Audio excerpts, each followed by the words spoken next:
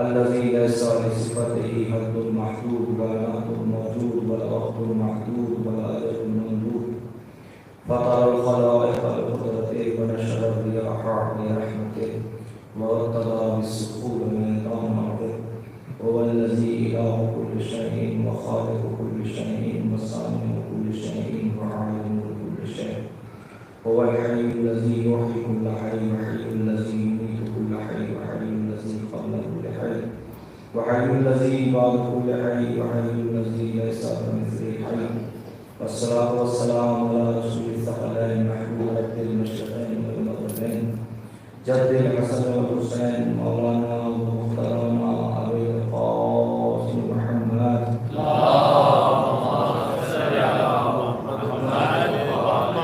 وعلى الطيبين الطاهرين المعصومين المظلومين ولعنة الله على أعدائهم أجمعين من يومنا إلى قيام يوم الدين. أما بعد فقد قال الله تعالى في كتابه الكريم وهو أصدق الصادقين وقوله الله بسم الله الرحمن الرحيم وجعلناهم أئمة يهدون بأمرنا وأوحينا إليهم فعل الخيرات وإقام الصلاة وإيتاء الزكاة وكانوا لنا عابدين.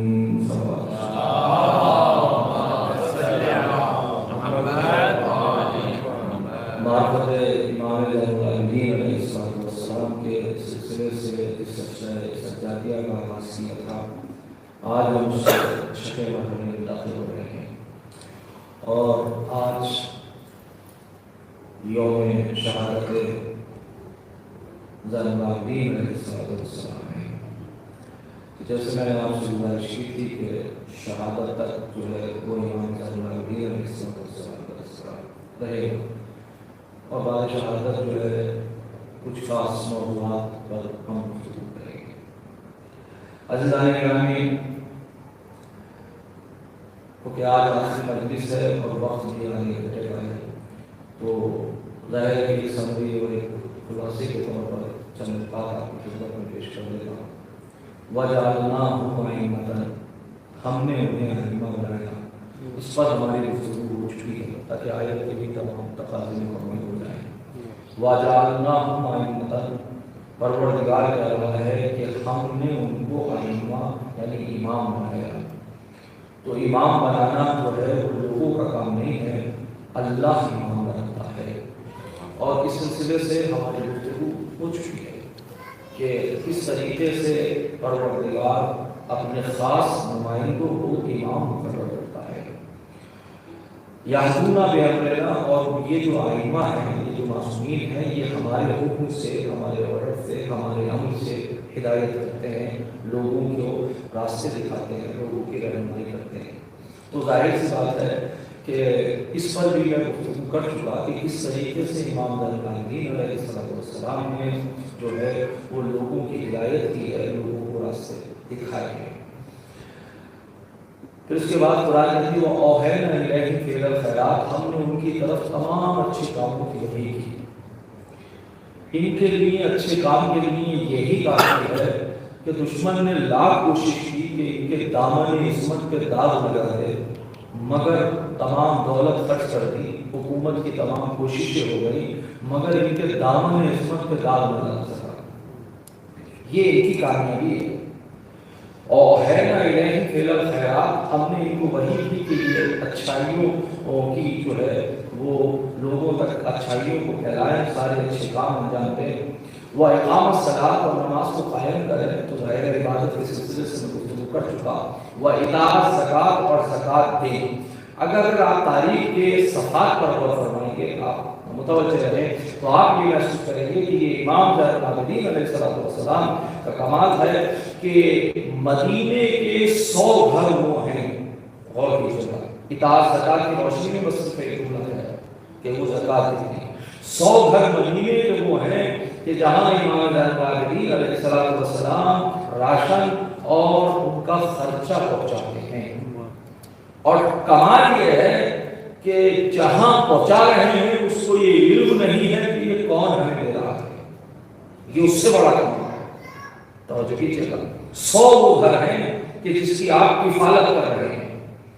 اور تاریخ کہتی ہے کہ 80 کنیزیں اور 100 سے اوپر غلام آپ غلام خریدتے ہیں اور ان کو حافظ قرآن بناتے ہیں، ان کو دین کی تعلیم دیتے ہیں اور الگ الگ خطوں میں الگ الگ علاقوں میں ان کو بھیجتے ہیں تاکہ وہ کربلا اور دین کی معرفت حاصل کر سکیں۔ یہ امام زین العابدین علیہ السلام کی ایک وہ سیرت ہے کہ جو بے نظیر سیرت ہے، اور ظاہر سی بات ہے کیونکہ امام تربیت کر رہے ہیں، ایک ایک کر کے آپ جو ہے وہ تربیت فرما رہے ہیں غلاموں کو۔ اور آزاد کیسے کرتے ہیں؟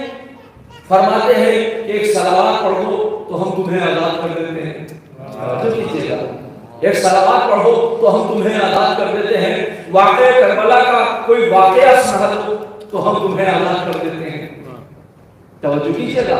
اور کیفیت تاریخ نے عجیب بتائی کہ تربیت اس حد تک پہنچی کہ اب غلاموں کی کیفیت یہ ہے کہ وہ قرآن میں اس طرح سے گفتگو کرتے ہیں۔ یہ چھوٹی سی ایک روایت میں آپ کی خدمت میں پیش کر رہا ہوں کہ کس انداز سے آپ تربیت کر رہے ہیں۔ تاریخ کہتی ہے کہ غلام ہے، امام اپنے ہاتھوں کو دھونا چاہتے ہیں، وہ دوڑا اور دوڑنے کے بعد ابریق، عربی زبان میں اس کو ابریق کہتے ہیں کہ ایک ظرف جس کو آپ لوٹا کہہ سکتے ہیں یا کوئی ظرف کہہ سکتے ہیں، وہ ظرف دوڑا پانی کا تاکہ امام کے ہاتھ کو دھلائے۔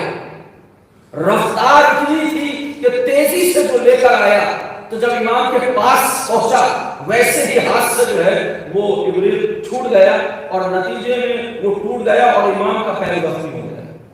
جیسے امام کا پیر زخمی ہوا، زخم اتنا قاری تھا کہ چہرے کا رنگ متغیر ہو گیا۔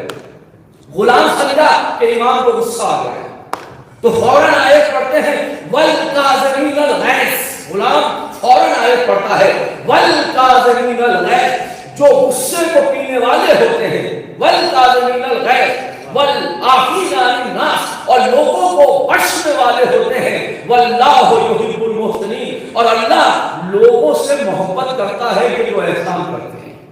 دیکھیے آیت پڑھ رہا ہے غلام، فوراً آیت پڑھی، اب جیسے اس نے پہلا جملہ کہا وَالْقَاظِمِينَ الْغَيْظَ، جو غصے کو پینے والے ہوتے ہیں، کیفیت محسوس کیجیے، امام کا پیر زخمی ہے، خون چھلک رہا ہے، غصے کے چہرے پہ جلال کے آثار نمایاں ہو گئے ہیں اور خود اس ظرف بھی ٹوٹ گیا، پیر بھی زخمی ہو گیا، لیکن جیسے اس نے آیت پڑھی وَالْقَاظِمِينَ الْغَيْظَ، جو غصے کو پینے والے ہوتے ہیں، آپ نے فوراً فرمایا لَقَدْ قَذَمْتُ غَيْظِي، میں نے اپنے غصے کو پی لیا ہے۔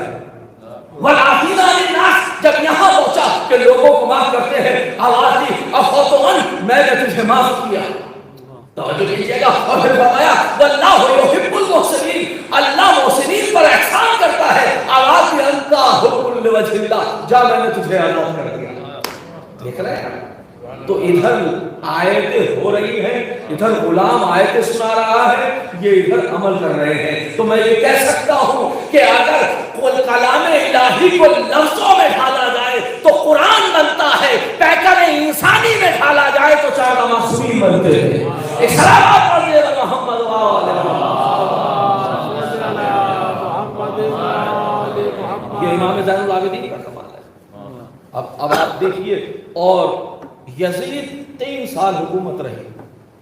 پہلے سال واقعہ کربلا ہوا، امام حسین کی شہادت۔ دوسرا مرحلہ ملعون نے واقعہ ہرا مدینے کو تاراج کرنے کی اور مدینے کو جو ہے اس پہ ظلم و زیادتی کی۔ تیسرا سال خانہ کعبہ پر حملہ۔ توجہ کیجیے، یہ تاریخ کے وہ اوراق ہیں کہ جس پر تفصیلی گفتگو ہو سکتی ہے، لیکن آپ دیکھیے کہ یہ سیاست اور یہ سلیقہ ایک حیات زین العابدین تھا کہ واقعہ حرہ میں جب مسلم ابن عقبہ کو بھیجا ہے سلام دے کر کہ جانا تو مدینے میں، اس لیے کہ مدینے کے لوگ ہمارے منحرف ہو گئے ہیں اور ہمارے والد کو، ہمارے حاکم کو جو ہے اپنے شہر سے نکال رہے ہیں، تو تم جاؤ اور جانے کے بعد ان کے ساتھ ظلم و زیادتی کرو۔ تاریخ کہتی ہے 3 دن تک جو ہے مباح ہو گیا، جو چاہے وہ کرے۔ سینک اور جو اس کے فوجی تھے اس نے کیا، لیکن جاتے وقت مسلم ابن عقبہ سے ایک بات کہی، تم جا تو رہے ہو مدینے، مگر یہ یاد رہے کہ مدینے میں زین العابدین ہے، خبردار ان سے کسی طرح کی گفتگو نہ کرنا۔ جو کیجیے گا ان کو نہ چھوڑنا. تو میں کہوں گا کہ جس کے ہاتھوں میں ہتھکڑیاں اور پیروں میں بیڑیاں تھی، جس کے لیے پورے اتنا بڑا لشکر اس لیے بھیجا جا رہا ہے کہ مدینے میں اٹیک کیا جائے، مدینے میں حملہ کیا جائے، مگر اسی کمانڈر سے یہ کہا جا رہا ہے کہ خبردار سید سجاد کو ہاتھ نہ لگانا. شاید یہ وہی خوف تھا جو نتیجہ حسین کا خوف ہوا. وہ جان رہا تھا کہ اگر ہم نے سید سجاد کو کسی طریقے سے اذیت دینا چاہی تو وہی کردار سید سجاد پیش کریں گے جو حسین نے پیش کیا، اور نتیجہ وہی ہوگا کہ جو حالات کنٹرول نہیں ہو پا رہے ہیں، جس کے نتیجے میں حالات کنٹرول نہیں ہو پا رہے ہیں. تاریخ کہتی ہے کہ امام مدینے سے تھوڑے سے فاصلے پر تقریباً 400 سے زیادہ افراد اس گھر میں آ سکتے ہیں. ایک وسیع مکان آپ نے جو ہے اس میں آپ زندگی گزار رہے ہیں اور دعائیں آپ پڑھ رہے ہیں. تاریخ کہتی ہے کہ جب واقعہ پورا ہوا تو نہ جانے کتنے ایسے افراد تھے کہ جو اپنے بیوی بچوں کو پناہ کے لیے زین العابدین تک لے کر آئے. جو کیجیے گا زین العابدین کے دروازے تک لے کر آئے. اور صرف وہ نہیں جو اپنے تھے، وہ بھی آئے جو دشمن تھے، لیکن امام زین العابدین نے منع نہیں کیا، سب کو پناہ دی. اور یہ حکم بھی تھا کہ سید سجاد کے گھر میں کوئی اگر چلا جائے تو خبردار اس کو ہاتھ نہ لگانا. اور یہ ہر کیفیت یہ ہے، تاریخ بتاتی ہے کہ چند افراد اگر آئے بھی تو آپ ایک مرتبہ دروازے پہ کھڑے ہو گئے اور غیر و حضم میں فرمایا کس کی ہمت ہے کہ جو ہمارے گھر میں داخل ہو سکے. خدا کی قسم یہ نظر وہ تھی، گویا میں کہوں کہ جس طریقے سے جو ہے وہ جناب عباس نے خط کھینچا تھا اور لشکر سے پار نہیں کر پایا تھا، یہی کیفیت سید سجاد کی ہے. جیسے ہی جلال کی کیفیت میں کہا خبردار اس سے باہر نہ جانا، تو کسی کی ہمت نہیں ہے جو گھر کے آگے چلا جائے. یہ کمال ہے امام سید سجاد کا. تو دشمنوں کو بھی پناہ دی، اور وہ دشمن کے جو بڑے کھلے ہوئے دشمن تھے، لیکن کیونکہ بیوی کے ساتھ آئے تھے، کیونکہ بچوں کے ساتھ آئے تھے، امام نے آواز دی تو صحیح ہمارا گھر امن کا گھر ہے. تو یہ واقعہ ہو رہا، یہ پوری تاریخ ہے کہ جس کے جزیات پر اگر گفتگو ہو تو اس کا اندازہ رکھتا ہے. تو وہاں امام زین العابدین علیہ السلام نے جو اپنا کردار اور سیرت پیش کیا وہ بے نظیر ہے.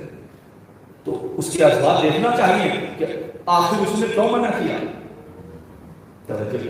میں نے تو صرف ایک جملہ کہا ہے، لیکن یہ وہ انسان کہ جس کے ہاتھوں میں ہتھکڑیاں تھی، جو مارنا اور قتل کرنا چاہتا تھا، وہی انسان آج یہ کہہ رہا ہے، اتنا مجبور حالات سے کر دیا ہے کہ وہی کہہ رہا ہے کہ سب کو ہاتھ لگانا مگر سید سجاد کو ہاتھ نہ لگانا.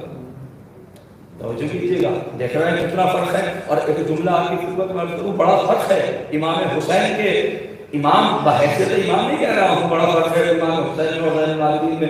بحیثیت امام نہیں عرض کر رہا، بحیثیت حالات پڑھ کر رہا ہوں. ذرا آپ کیفیت کو محسوس کیجیے. امام حسین علیہ السلام بظاہر 72 افراد ساتھ، تاریخ میں زیادہ لیکن متفق علیہ کی بات کر رہا ہوں. لیکن جب جنگ کے لیے گئے تو تلوار ہاتھ میں ہے نہیں. جب آخر میں جہاد کے لیے گئے ہیں آپ تو تلوار ہاتھ میں ہے، لیکن امام زین العابدین جب دربار میں گئے ہیں تو تلوار ہاتھ میں نہیں ہے، ہاتھوں میں ہتھکڑیاں ہیں، پیروں میں بیڑیاں ہیں. ذرا فرق محسوس کیجیے. امام حسین علیہ السلام کے ہاتھ میں تلوار ہے، ادھر عباس و علی اکبر بیٹے اور بھائی موجود ہیں، بھتیجا موجود ہے، چاہنے والے موجود ہیں. ادھر کیفیت کیا ہے؟ عباس و علی اکبر و محمد و قاسم یہ سارے افراد موجود ہیں، ادھر اہل حرم ہے. ادھر کیفیت یہ ہے حبیب ابن مسائل، مسلم ابن اوسجہ، اصحاب و انصار موجود ہیں. اور ادھر کیفیت کیا ہے؟ سر ہے جو نیزوں پر ہے. تو دونوں کی کیفیت کو آپ محسوس کیجیے گا. لیکن تعلیم کیا ہے خدا کی قسم. آپ دیکھیے کہ کس طریقے سے امام سید سجاد نے کربلا اور دین کو پہنچوایا ہے. جیسے ہی آپ نے دربار کا قدم رکھا، آنکھوں میں ہتھکڑیاں، پیروں میں بیڑیاں ہیں، ذرا جذبات پہ آپ قابو رکھیے گا. بس 2 منٹ زیادہ تفصیلی مسائل کو مجھے تفصیلی مسائل آپ کے خدمت میں پیش کرنا ہے. جیسے ہی دربار میں آپ نے قدم رکھا، دربار بھرا ہوا ہے، ایک مرتبہ لوگوں نے پوچھا کہ آخر یہ قافلہ کون ہے اور یہ قافلہ سالار کون ہے؟ آپس میں گفتگویں ہو رہی ہیں. امام زین العابدین نے فرمایا یا یزید حل اعذن لی ان اصعد هذه الاعواد، اے یزید کیا تو مجھے اجازت دیتا ہے کہ میں اس لکڑیوں پر سوار ہو جاؤں؟ توجہ دیکھیے گا. لیکن تاریخ آل محمد میں دو جگہ ملتی ہے کہ جہاں منبر کو آباد لکڑیوں سے تعمیر کیا ہے امام نے. توجہ کیجیے گا. پوری تاریخ آل محمد میں دو منزل وہ ہیں کہ جہاں منبر کو آباد کے اعتبار سے کیا ہے. پہلی منزل وہ ہے کہ جب بعد خلافت راشدہ مولا امیر المومنین کا جب دور آیا ہے اور آپ منبر پر پہلا خطبہ دینا جا رہے ہیں. اب لوگوں کے ذہنوں میں یہ چیز مجمع بیٹھا ہوا ہے، اس لیے کہ جب پہلے آئے تھے تو وہ احترام میں ایک سیڑھی نیچے آئے تھے، دوسرے آئے تھے تو اس کے نیچے آئے تھے، تیسرے آئے تھے تو وہ اس سے نیچے آئے تھے. اب جب چوتھے امام علی آئے تو اب لوگوں کے ذہن میں یہ کشمکش تھی کہ آخر امام کہاں بیٹھیں گے. توجہ دیجیے گا. امام کہاں بیٹھیں گے؟ مجمع بھرا ہوا ہے، کیفیت عجیب ہے. لوگ محسوس کر رہے ہیں کہ دیکھیں کہ امام کہاں بیٹھتے ہیں، لیکن امام نے پہلا قدم پہلے زینے پہ رکھا، دوسرا قدم دوسرے زینے پہ رکھا، تیسرا قدم تیسرے زینے پہ رکھا، اور جو عرش منبر تھا جہاں رسول تشریف فرما تھے وہاں آن کر بیٹھ گئے. اب جیسے خطبے کو شروع کیا تو کسی نے ایک مرتبہ آپس میں جستجو کی اور جملہ کہا علی اس جگہ پر بیٹھ گئے کہ جہاں رسول تشریف فرما تھے. بس ایک مرتبہ جلال میں امام نے ایک جملہ ایسا فرمایا، آواز تھی ما هذه الاعواد، ارے اس لکڑی کی حیثیت کیا ہے؟ میں تو وہ ہوں کہ جس کے پیر دوش رسالت تک گئے ہیں. ان سے کچھ ممبر کی بات کرتے ہو، ہمارے قدم تو وہ ہیں جو دوش رسالت کی زینت بن گئے ہیں. دوش نبی پر میری بلندی کا یہ عالم تھا، چھو سکتا تھا عرش کا تارا ہاتھ بڑھا کر. توجہ کر رہے ہیں؟ دوش نبی پر میری بلندی کا یہ عالم تھا، چھو سکتا تھا عرش کا تارا ہاتھ بڑھا کر. میں عرش کا تارا چھو سکتا تھا پھر بھی کیوں چھوتا؟ اس کو جب بلوا لیتا ہوں اپنے در پر میں. تو دوش رسالت یہ پہلا مقام ہے جہاں آپ نے کہا ما هذه الاعواد، ارے اس لکڑی کی کیا حیثیت ہے؟ میرے قدم تو دوش رسالت میں گئے ہیں. یا یہ دوسرا موقع ہے زین العابدین کا، جواب فرما رہے ہیں کیا تو مجھے اجازت دیتا ہے ان اصعد هذه الاعواد کہ میں اس لکڑی کے ڈھیر پر سوار ہو جاؤں؟ تو میں ہاتھوں کو جوڑ کر عرض کروں گا کہ آخر جس کا اتنا تقدس ہے، جس ممبر کا اتنا تقدس ہے، اس کو لکڑی سے تعبیر کرنے کا مسئلہ کیا ہے؟ تو دونوں معصوموں نے اپنی سیرت میں بتا دیا کہ اگر ممبر ہم سے مخصوص ہے تو ممبر ہے، اور اگر درے اہل بیت سے مختص نہیں ہے تو وہ لکڑیوں کے علاوہ کچھ نہیں ہے. ایک صلوات پڑھ دے محمد.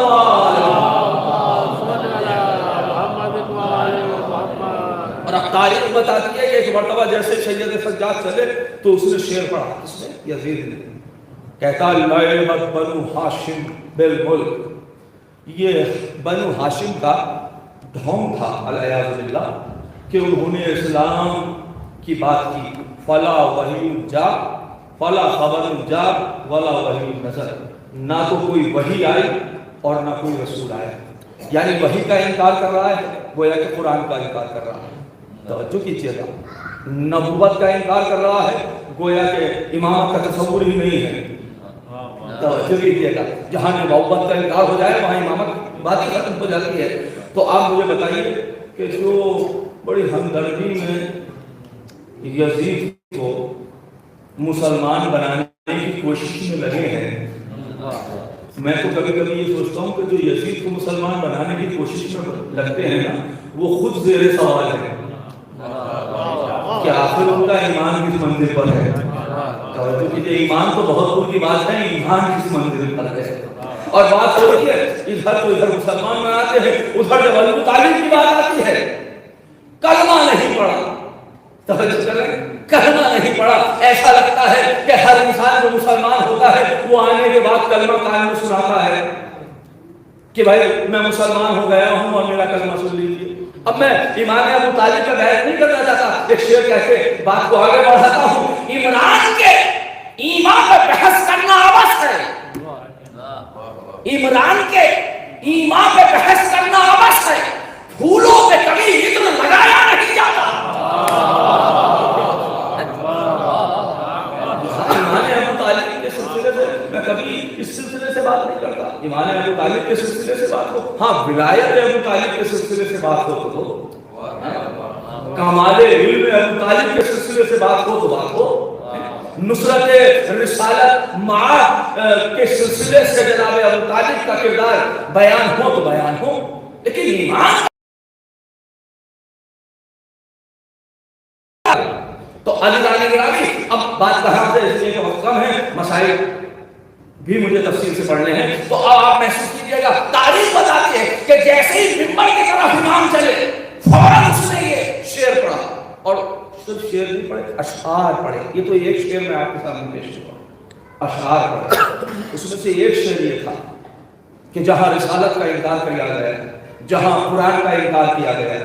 اب تاریخ کہتی ہے کہ ایک مرتبہ امام زین العابدین ممبر پر تشریف فرما ہوئے. اب آپ نے جو خطبہ ارشاد فرمایا, اب ظاہر وقت نہیں ہے میں وہ عربی کے الفاظ آپ کے سامنے پیش کروں, میں صرف جملے آپ کے سامنے پیش کر رہا ہوں. آپ فوراً ممبر پہ پہنچے اور ممبر پہ پہنچنے کے بعد ارشاد فرمایا, دیکھو ہمیں کچھ چیزوں سے فضیلتیں دی گئی ہیں, ہم وہ ہیں کہ علم ہمارے پاس ہے, علم ہمارے پاس ہے, شجاعت ہمارے پاس ہے, کرامت ہمارے پاس ہے, معاف کرنے کا جذبہ ہمارے پاس ہے.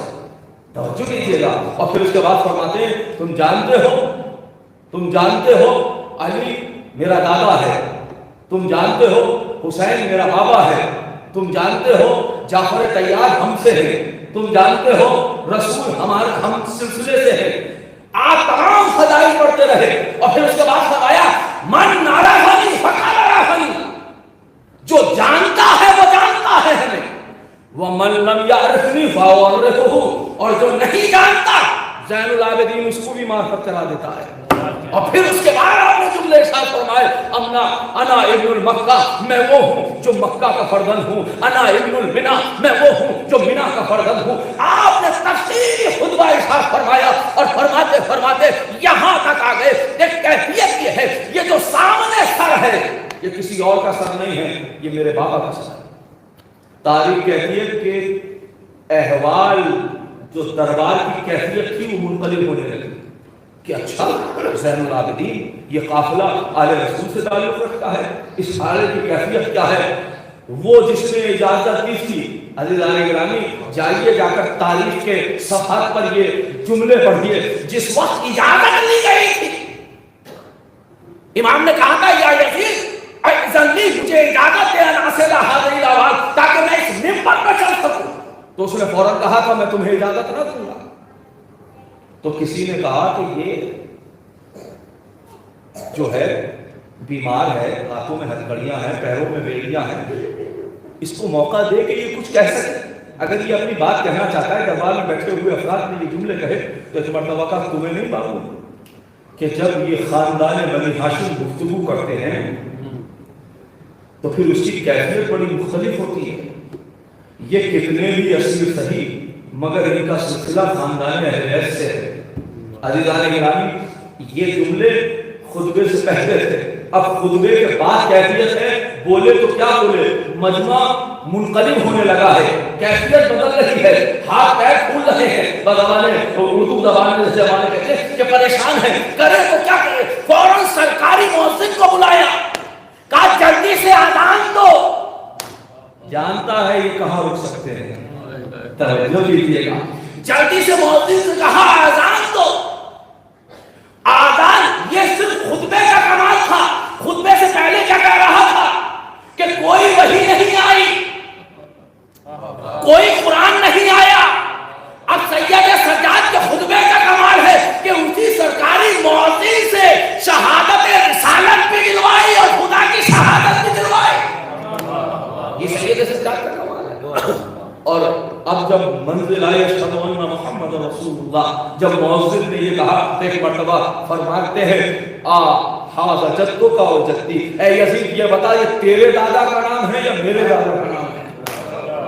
यानी बता रहे हैं कि अगर किसी ने जब पूछा था कि मुझे ये बताइए कि करबला में कौन जीता, तो आपने फरमाया अगर मुअज्जिन ला इलाहा इल्लल्लाह मुहम्मदुर रसूलुल्लाह कह रहा है तो मेरे बाबा की जीत है, और अगर मुअज्जिन की आवाज ना आए तो समझना मेरा बाबा हार गया। ये मुमकिन नहीं है कि रिसालत की गवाही और तौहीद की गवाही उठ सके।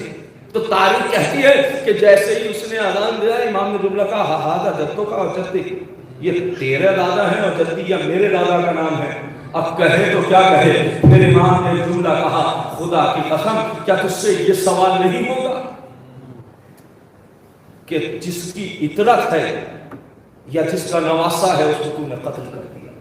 अब फिर इमाम ने मसाइल के जुमले इरशाद फरमाया। तो आपने ये महसूस किया अज़ीज़ान गिरामी, हद ये है खुतबे का असर ये हुआ कि यजीद तो घबराया ही, दरबार की कैफियत तो मुनक़लिब हुई, लेकिन खुद यजीद के बेटे ने कहा कि मैं इस हुकूमत में नहीं बैठूंगा। ये खुतबे का नतीजा है। वो खुद यजीद के बेटे ने इनकार कर दिया। ये किसके जुमले हैं? तो जो दुश्मन की हिदायत कैसे की जाए ये आले मोहम्मद जानते हैं। ये ज़ैनुल आबिदीन से पूछो। अब जाहिर है कि बस मैं अर्ज कर चुका, लेकिन हक बनता है कि मैं ये चंद शेर आपकी खिदमत में इमाम ज़ैनुल आबिदीन के पेश करूं, ताकि इससे जो कुछ मैंने इन 6 दिनों में कहा है उनको इसमें महसूस कर सकें।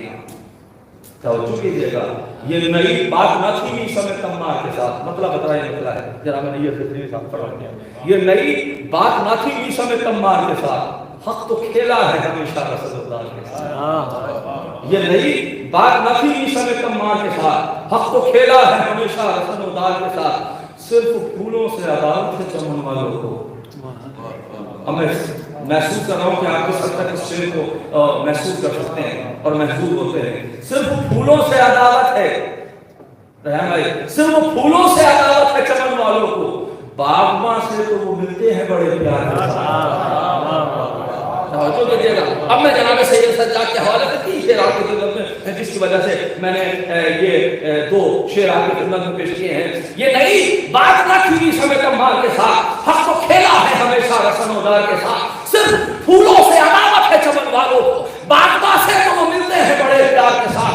तेज रफ्तार से बढ़ता हुआ बैयत का सवाल, शेर सुनिएगा, तेज रफ्तार से बढ़ता हुआ बैयत का सवाल, 2 कदम भी न चला आबिदे बीमार के साथ। तेज रफ्तार से बढ़ता हुआ बैयत का सवाल, 2 कदम भी न चला आबिदे बीमार के साथ। हाकिमे शाम ने ये बात कहाँ सोची थी? हाकिमे शाम ने ये बात कहाँ सोची थी? ज़हन हिल जाएंगे जंजीर की झनकार के साथ। अलावा करिए सुनिएगा, तेज रफ्तार से बढ़ता हुआ बैयत का सवाल, 2 कदम भी न चला आबिदे बीमार के साथ। हाकिमे शाम ने ये बात कहाँ सोची थी?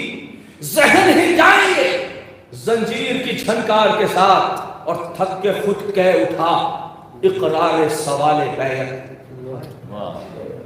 शेर पेश कर रहा हूं, पूरा तारीफ है। थक के खुद कह उठा इकरार सवाले बैयत, अब कहां तक चलूं शब्बीर के इनकार के साथ। एक सलावत पढ़ देना मोहम्मद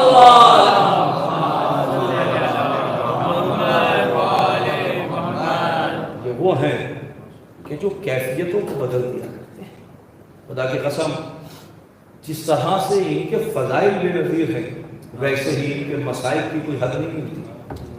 तारीख कहती है, अभी गालिबन ये जुमले ज़ाकिर अव्वल ने पेश किए, आप अक्सर सुनते रहते हैं इमाम ज़ैनुल आबिदीन अलैहिस्सलाम के सिलसिले से, आप अक्सर सुनते रहते हैं जब किसी ने पूछा मौला सबसे ज़्यादा मसाइल कहाँ पड़े, तो आपने फरमाया शाम अशाम अशाम। 3 मरतबा इमाम ने फरमाया। उलमा कहते हैं पहले शाम से मुराद بازار شام ہے، دوسرے شام سے مراد دربار شام ہے، اور تیسرے شام سے مراد زندان شام ہے۔ اکثر کبھی کبھی ہم جب اس روایت کو پڑھتے ہیں تو اس پہ یوں نہ پڑھتے ہیں کہ شام میں جو بے پردگی زینب تھی وہ سب سے بڑا کتاب تھا، لیکن عزیزان گرامی اگر بے پردگی زینب ہی کا صرف سوال ہے تو ظاہر ہے کہ بے پردگی زینب تو کوفے میں بھی تھی، تو امام نے کوفہ تو نہیں کہا۔ اس روایت کی تفسیر جناب نعمان ابن منذر مدائنی امام زین العابدین کے خاص صحابی ہیں، بارگاہ امام میں جاتے ہیں اور جانے کے بعد فرماتے ہیں۔ اب اس روایت کی تفصیلات دیکھیے گا، ایک مرتبہ فرماتے ہیں روایت میں نہیں پڑھوں گا، اب ظاہر ہے مسائل بزبان زین العابدین سنیے گا۔ تاریخ کہتی ہے کہ نعمان ابن منذر مدائنی مولا کی بارگاہ میں گئے، مولا آپ پر سب سے زیادہ مصیبت کہاں تھی؟ ظاہر ہے قافلہ کربلا سے کوفہ اور کوفہ سے شام۔ ایک مرتبہ امام نے فرمایا الامان من الشام، الامان من الشام، الامان من الشام، اللہ ہمیں شام سے امان میں رکھے، اللہ ہمیں شام میں امان سے رکھے۔ نعمان بن منذر مدائنی نے ہاتھوں کو جوڑا اور جوڑنے کے بعد فرمایا مولا سارے مسائل کو کربلا میں ہو سکتے ہیں، مولا علی اکبر کی سینے پہ بچی کربلا میں رکھ چکی ہے، قاسم کا لاش کربلا میں پامال ہو گیا، عباس کے شان کربلا میں قلم ہو گئے، شہزادہ علی عصمت کے تیر لگ چکا، خیام جل چکے، مال و اسباب لٹ چکا، کوفے تک بے پردہ رہی، لیکن صرف شام میں ایسی کیفیت کیا ہے؟ بس عزیزو اب وہ جملے سنیے، وہ مسائل سنیے کہ جو امام زین العابدین نے بیان کیے۔ امام فرماتے ہیں یا نعمان تم برداشت نہیں کر سکو گے، بس ہاتھوں کو جوڑا اور ہاتھوں کو جوڑ کر دو ظالم ہو کے غلام کی طرح بیٹھ گیا، کہا آقا نہیں مجھے بتائیے تو صحیح آخر وہ کون سے مسائل تھے؟ تاریخ کہتی ہے کہ ایک مرتبہ امام نے فرمایا نعمان سننا چاہو گے تو سنو، نعمان اپنے دل کا حال رکھ لو، نعمان تم سے برداشت ہو سکے گا تو لوگ سنو۔ ایک مرتبہ کہتے ہیں نعمان پہلی مصیبت یہ تھی انما دخلنا فی الشام، جب ہم شام میں داخل ہوئے فَإِنَّهُمْ يُحَاصِرُونَنَا بِنَا، تو چاروں طرف سے انہوں نے اشیاء نے ہمیں گھیر لیا، آگے سب شہداء کے تھے تو پیچھے ہم تھے، یحاصروننا بنا، انہوں نے ہمیں چاروں طرف سے گھیر لیا تھا، یحملون الرموع والسیاف فی ایدیہم، ان کے ہاتھوں میں نیزے تھے، ان کے ہاتھوں میں تلواریں تھیں، اور نعمان فَإِنَّهُمْ يُؤْذُونَنَا بِنَا، اے نعمان وہ نیزے اور تلواروں کی اڑیوں سے ہمیں اذیتیں دے رہے تھے، وَالنَّاسُ يَضْحَكُونَ عَلَيْنَا، اور لوگ دیکھ دیکھ کے ہنس رہے تھے۔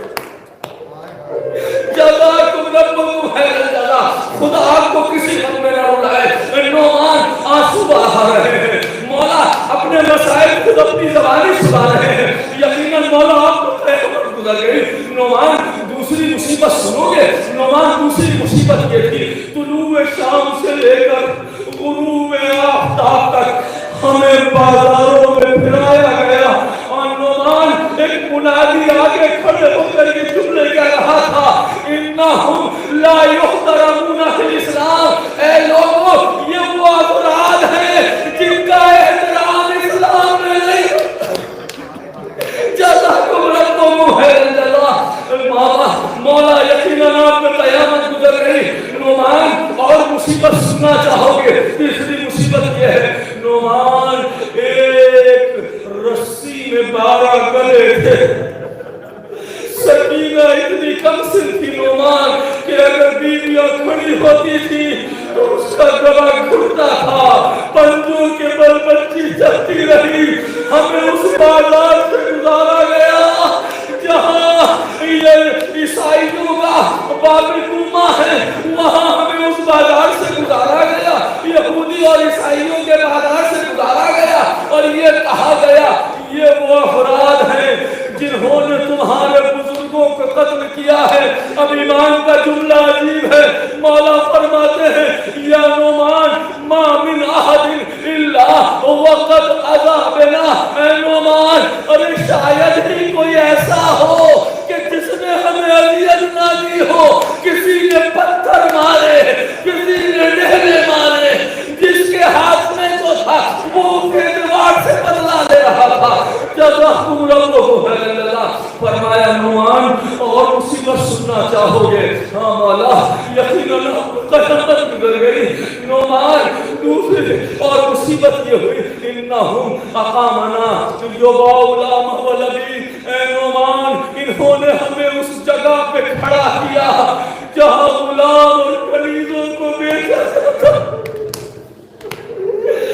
نعمان مشیت الہی نہ ہوتی تو نہ جانے یہ کیا گزر جاتے، ہمیں اس جگہ پہ کھڑا کیا گیا جہاں غلام اور کنیزوں کو بیچا جاتا ہے۔ نعمان اور سننا چاہو گے؟ نعمان جب قافلہ گزر رہا تھا اِنَّا نِسَاءِ الشَّامِ يَقُمْنَ عَلَىٰ سُطُوحِهِنَّ، اے نعمان جب ہم بازاروں سے گزر رہے تھے، شام کی خواتین اپنے اپنے چھتوں پہ موجود تماشائی تھی، کسی کے ہاتھ میں پتھر تھا۔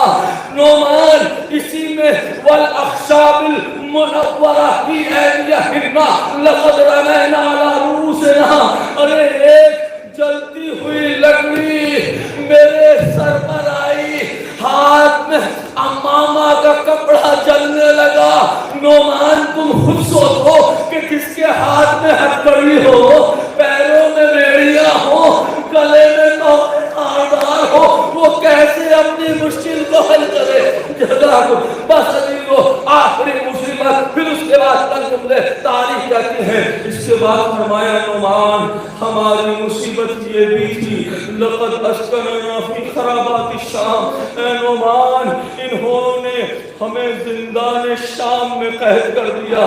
نعمان وہ زندان صرف نہیں تھا، وہ خرابہ شام تھا جس میں دن کی دھوپ پڑتی تھی، رات کی اوس پڑتی تھی۔ جب رات کا سناٹا ہوتا تھا تو چھوٹے چھوٹے بچے گریا کر کے اپنی ماں سے چپٹ جاتے تھے اور خوف سے کہتے تھے، سکینہ اپنی پھوپھی سے چپٹ کے کہتی تھی پھوپھی اماں۔ جب شام کی کیفیت ہوتی تھی پرندے جاتے تھے تو بچی پوچھتی تھی پھوپھی اماں یہ بچے یہ پرندے کہاں جا رہے ہیں؟ آواز دیتی تھی بیٹی یہ پرندے اپنے اپنے خانے کی طرف جا رہے ہیں۔ تو سکینہ پوچھتی تھی اے پھوپھی اماں ہمیں اپنے وطن جانا کب نصیب؟ جزاکم ربکم خیر الجزا۔ بس ابھی وہ آخری جملے چند دقیقے ختم کر رہا ہوں میں۔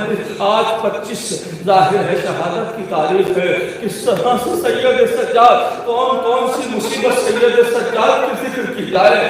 ہاں الغرض امام کو زہر دے دیا گیا۔ 35 سن 19 تاریخ کہتی ہے کہ 95 ہجری میں یا 94 ہجری میں امام کو ولید بن عبد الملک کی طرف سے زہر دے دیا گیا۔ زہر کی کیفیت منقلب ہونے لگی۔ ایک مرتبہ امام باقر کو بلایا، اے میرے لال ساری وصیتیں کی، وصیتیں کرنے کے بعد تاریخ کہتی ہے یہ دنیا سے امام تشریف لے جا چکے۔ جو وصیتیں تھی میں نے مسائل کو مختصر کیا، وصیتیں بیان کرنی۔ تاریخ کہتی ہے جابر جوفی کہتے ہیں کہ جب غسل کی کیفیت آئی تو میں وہاں موجود تھا۔ میں نے دیکھا کہ امام باقر تاریخ آل محمد میں 3 وہ مقام ہیں کہ جس کے غسل دینے والے چیخ کر گریا کر رہے تھے۔ ایک کیفیت وہ ہے جابر جوفی کہتے ہیں پہلی منزل وہ ہے، تاریخ بتاتی ہے کہ جب سلمان سلمان نے جب مولا امیر المومنین فاطمہ کو غسل دے رہے تھے تو ایک مرتبہ چیخ مار کر باہر نکلے۔ سلمان قریب گئے، آقا اس طرح قرب سے چیخنے کا سبب کیا ہے؟ آواز دی، اے سلمان ارے فاطمہ کی تو پسلیاں ٹوٹی ہوئی ہیں مگر فاطمہ نے مجھے نہ بتایا۔ یہ ایک منزل ہے۔ دوسری منزل وہ ہے کہ جب ایک مرتبہ ایک غسالہ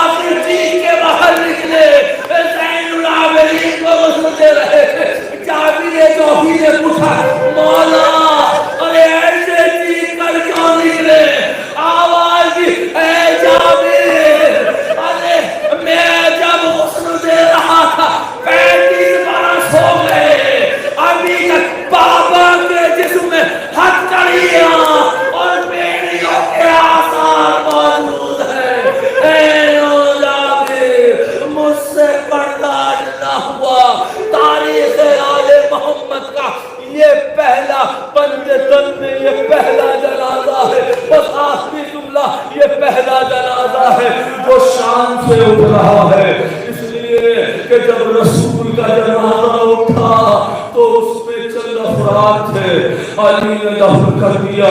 फातिमा का जनाजा उठा, तारीख की रात की तारीखी में उठा, चंद अफराद थे। हसन का जनाजा उठा, तीरों की बारिश हो गई, चंद अफराद थे। और कैसे ये है, अली का जनाजा उठा, चंद अफराद थे, जाकर नजफ में दफन कर दिया। रात की तारीखी में हुसैन वो है जिसका लाशा में कफन बना रहा, जिसने 3 दिन तक लाशा में कफन था। ये पहला जनाजा खानदान आले मोहम्मद में, बंदे मासूमीन के सिलसिले में पहला जनाजा था जो शान से उठ रहा था। मेरा भी चाहता है कि अजब नहीं कि ये जुमला कहूँ कि अजब नहीं कि जब जनाजा उठ रहा हो, लोगों को रूह सैयदे सज्जाद ने देखा हो तो एक मर्तबा करबला का रुख करके आवाज दी हो, ए बाबा मुझे माफ कर देना, मेरा बेटा मौजूद है।